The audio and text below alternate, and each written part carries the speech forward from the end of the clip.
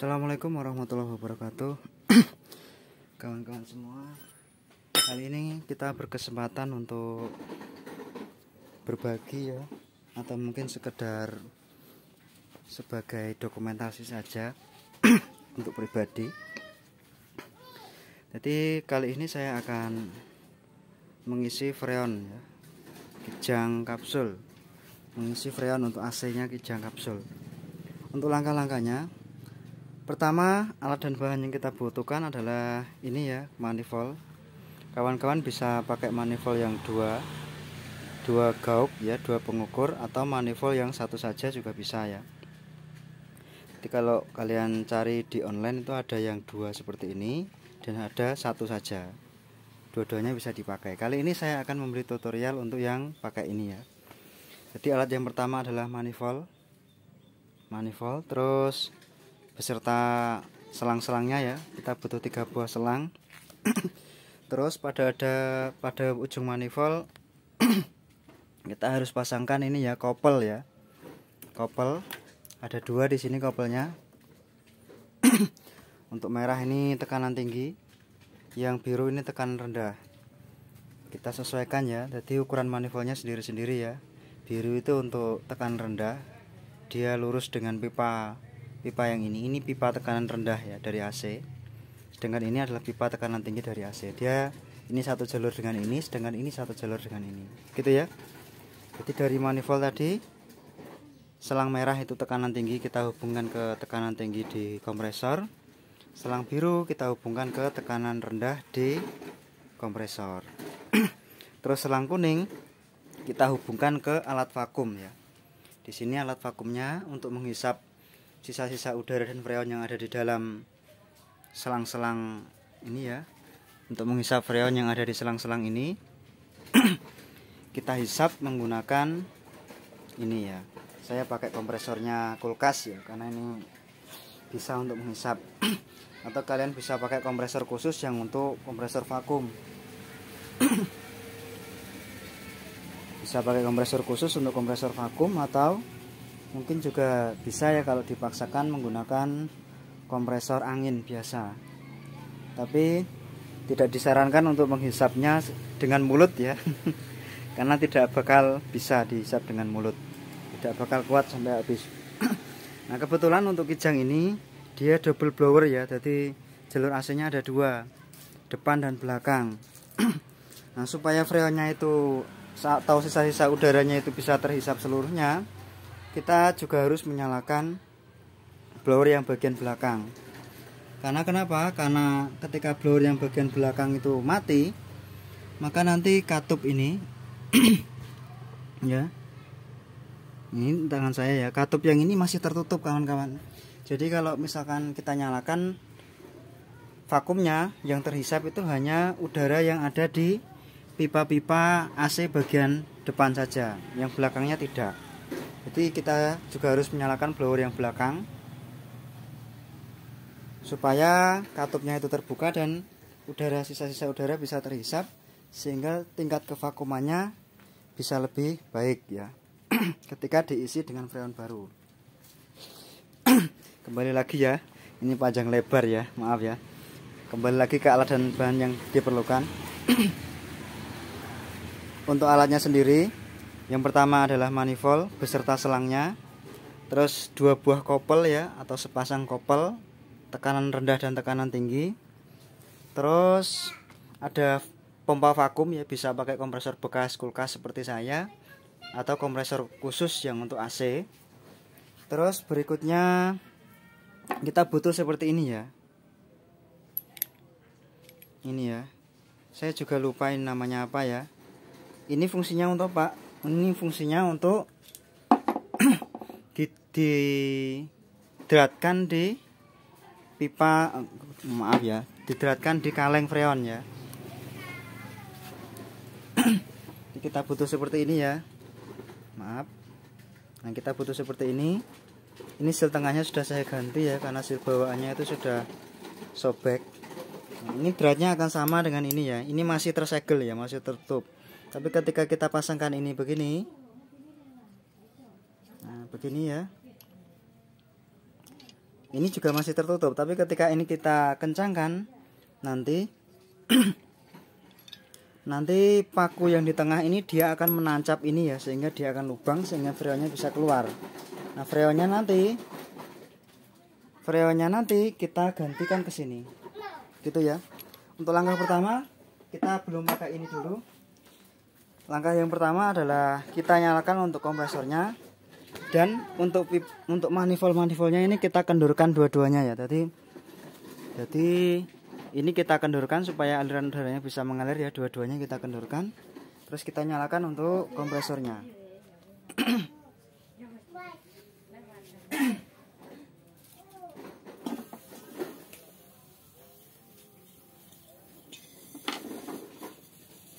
Nah, ini ya. Ini sudah menyala ya. Jadi di sini ada hisapan. Ini ada tiupan udara ya, udara dari dalam ini sudah terhisap. Sambil ini kita amati ya. Untuk tekanannya kita amati sehingga tekanannya ini menjadi min 30 kalau bisa ya. Jadi ini juga min 30, ini juga min 30 kalau bisa seperti itu. Tekanannya kita amati seperti itu. Kita tunggu ya. Kalau kawan-kawan lihat di sini jarumnya bergerak turun ya. Jarumnya bergerak turun. Yang semula tadi 0 ini sudah bergerak turun ya.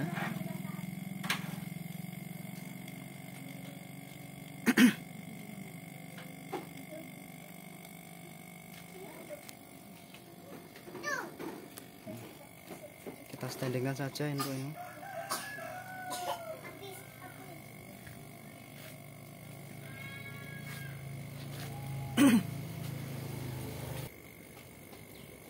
Nah, sepertinya sudah tidak bisa turun lagi ya kawan-kawan ini ya. Sudah mentok di sekian, tidak bisa turun lagi ini. Karena kompresor saya di sini sepertinya kurang mampu untuk itu. Jadi kalau kawan-kawan mencoba tutorial ini, saya sarankan beli pompa vakum yang memang dikhususkan untuk ini ya. Beli pompa vakum yang memang untuk vakum ya, bukan ya. Sudah, ini saya rasa sudah vakum. Terus kalau sudah vakum, kita tutup ya kawan-kawan ya. Di sini kita tutup. Saya rasa sudah tidak bisa turun ya. Yang penting dia vakum supaya freonnya nanti bisa masuk. Ini kita kancing saja sekarang. Nah, sekarang prosesnya kita matikan untuk kompresornya. Nah, kompresornya di sini sudah saya matikan.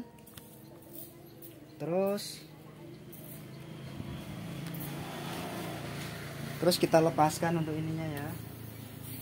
Ini kita lepaskan. Kita hubungkan dengan ini ya.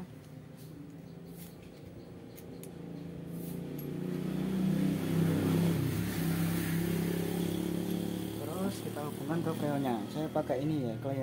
Ini yang terkenal bagus ya. Saya nggak tahu ini nanti satu cukup apa tidak, karena di sini double blower ya. Ini sudah. Ini saja cukup. Nanti dia akan dingin ya kawan-kawan ya. Jadi ketika freonnya nanti keluar akan terasa dingin karena freon di dalam sini semula cair kawan. Kalau ini terbuka, tekanannya akan ngobos keluar sehingga freon cair ini akan berubah menjadi gas sambil menghisap panas sekitarnya sehingga dia akan menjadi dingin. Bahkan sampai muncul es biasanya di sini ya. Terus kita kencangkan ini ya untuk membuka freonnya. Semoga tidak ada masalah ini.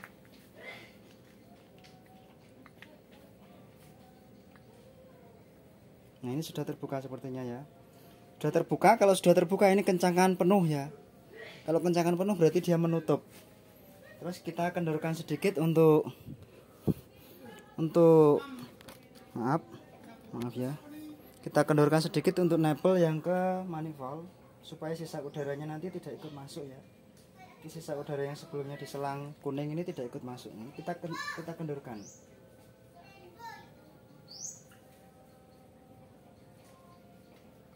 Nah, tadi belum kebuka, maaf ya.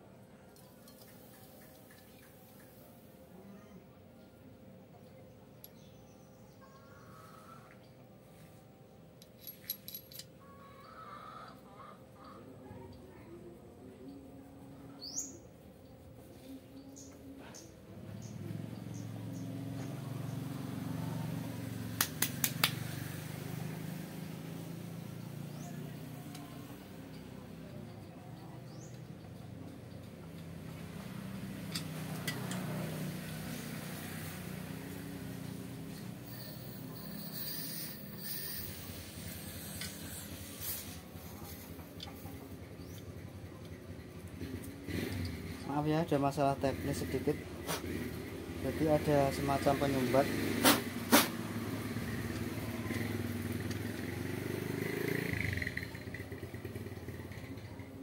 Ini kita kendorkan ya.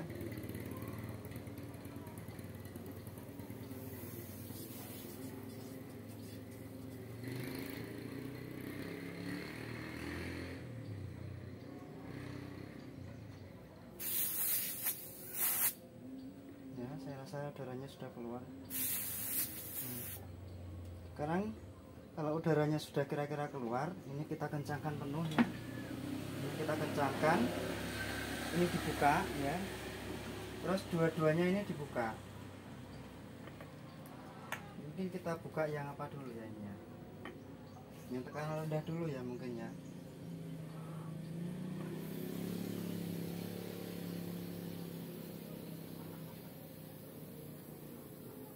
Sambil ini digoyang-goyangkan ya supaya dia lebih cepat menguap. Jadi kalau ada freon masuk kawan-kawan, di sini nanti akan muncul buih ya. Ini juga kita kendorkan. Maaf, ada masalah teknis.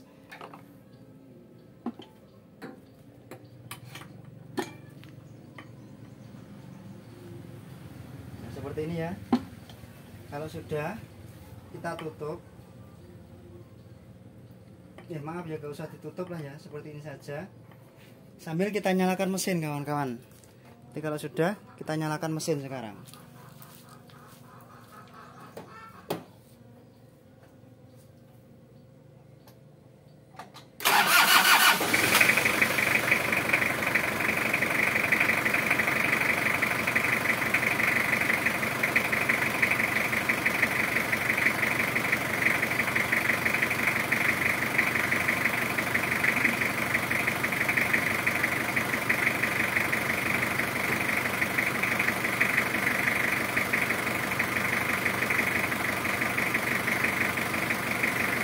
Pintu-pintu dibuka, terus blowernya dinyalakan maksimal.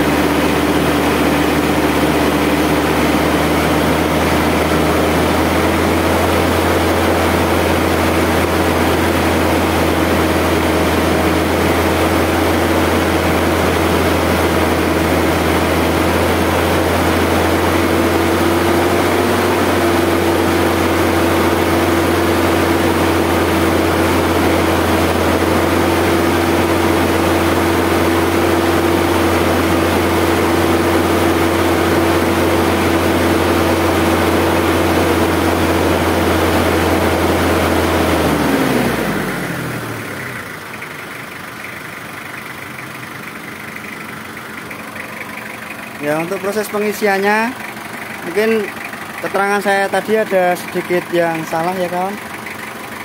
Jadi ketika kondisi mesin menyala, usahakan untuk bagian manifold yang tekanan tinggi itu harus kita tutup ya, sementara yang tekanan rendah kita buka. Supaya apa? Ketika kompresor menyala ya kawan-kawan ya, tekanan rendahnya nanti akan semakin rendah ya kawan, sementara tekanan tingginya akan semakin tinggi. Kalau dua-duanya kita buka, nanti akan terjadi transfer langsung dari tekanan tinggi. Freonnya akan langsung bergerak menuju ke sini langsung lewat manifold ya. Jadi proses pengisian kita tidak bisa berjalan. Jadi ketika mesin menyala, tekanan tingginya itu kita tutup, tekanan rendahnya kita buka supaya tekanannya semakin rendah, sehingga tekanan freon dalam tabung ini bisa masuk ke dalam tekanan rendah di manifold. Gitu ya kawan. Kita sambil prosesnya nanti ya, kita goyang-goyangkan terus ini. Ini kita goyang-goyangkan supaya freonnya lebih mudah masuk ya kawan. Freonnya lebih mudah menguap. Sambil kondisi mesin digas kira-kira RPM 2000-an lah kawan-kawan ya. Pokoknya sedikit gereng ya supaya tekanannya nanti bisa tercapai. Rendahnya ini bisa terpompa semakin rendah sehingga freonnya lebih mudah untuk masuk. Begitu ya. Terus tandanya freonnya kalau sudah habis bagaimana? Kalau belum habis, freon ini kita goyang-goyangkan ada semacam seperti rasa air ya. Seperti kita menggoyangkan gelas yang ada airnya. Tapi kalau sudah habis di sini tidak ada terasa apa-apa ya, dan dia juga tidak dingin. Jadi kalau masih ada freonnya biasanya di sini masih terasa dingin. Ini sudah tidak dingin. Nah, untuk prosesnya bisa kita mungkin satu saja sudah cukup ya kawan-kawan, karena di sini hawa dinginnya hanya saya maksudkan untuk supaya tidak terjadi pengembunan. Tapi kalau misalnya kita pakai dua juga tidak apa-apa. Sementara ini satu saja dulu saya.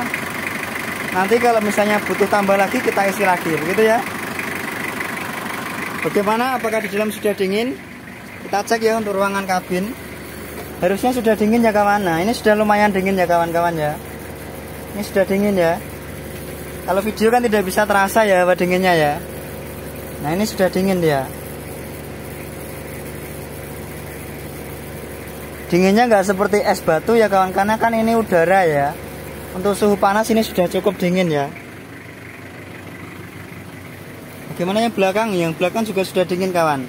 Kalau misalnya kok kurang dingin, kita bisa tambahkan untuk freon satu lagi. Menurut kawan-kawan bagaimana? Ini saya tambahkan lagi atau bagaimana? Tapi kalau saya tambahkan lagi kawan-kawan, dua itu kebanyakan. Jadi seperti ini itu biasanya 1,5. Nah, setengahnya nanti tidak saya pakai. Nah, itu yang nanti akan ngabas terbuang sia-sia. Kalau satu kurang, dua kebanyakan, nanti 1,5. Atau mungkin kita kasih dua juga nggak apa-apa ya, ini untuk kawan-kawan ya.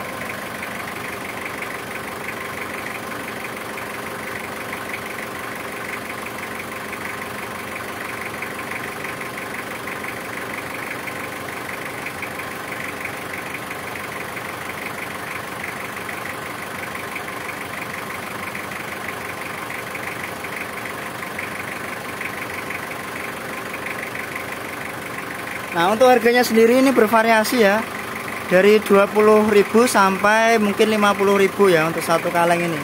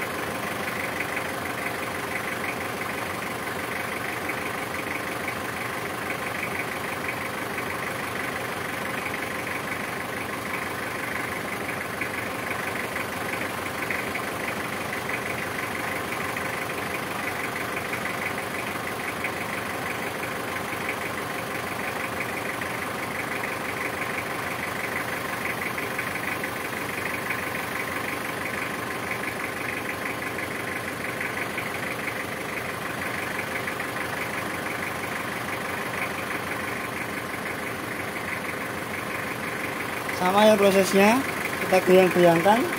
Terus untuk manifold yang tekanan tinggi kita tutup, tekanan rendah kita buka. Sambil kita gas mesinnya, kita amati tekanannya.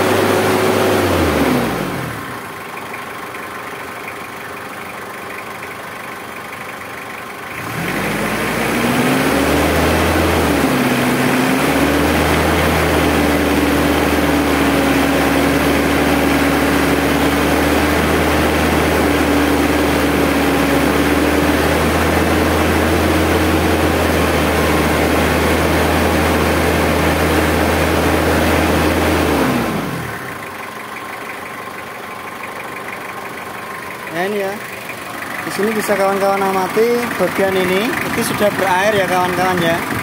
Dia sudah berair, ini airnya ngumpul di sini. Nah dia berarti sudah terjadi pengembunan atau kondensasi di sini. Di dalam, kalau di dalam bagaimana? Di dalam ini sudah dingin ya kawan-kawan ya, udaranya sudah dingin sekali. Ya mungkin itu saja review kali ini sama dokumentasi kali ini. Terima kasih sudah menonton. Semoga video ini bisa bermanfaat. Wassalamualaikum warahmatullahi wabarakatuh.